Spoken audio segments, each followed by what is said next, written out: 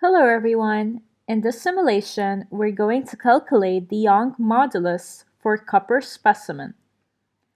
Let's select the copper specimen and let's stretch it.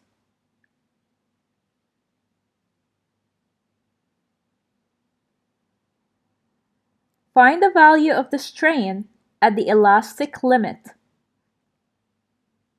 Recall that the elastic limit is the point between the elastic deformation and plastic deformation.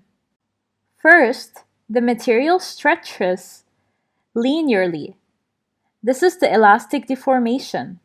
And then beyond the elastic limit, it stretches plastically. It has a plastic deformation. So this is the elastic limit here, and the strain at the elastic limit is 1.5 times 10 to the power minus 3.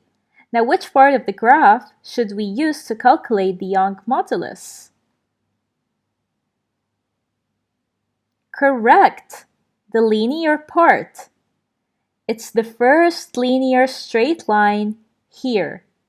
We're going to select 2 points and use the coordinates in order to calculate the Young modulus.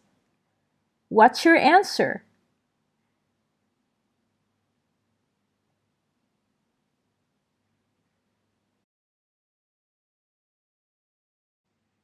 Let's check your answer.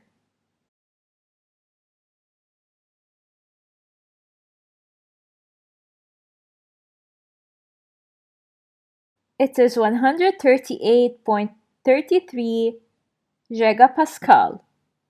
If your answer is correct, you did great.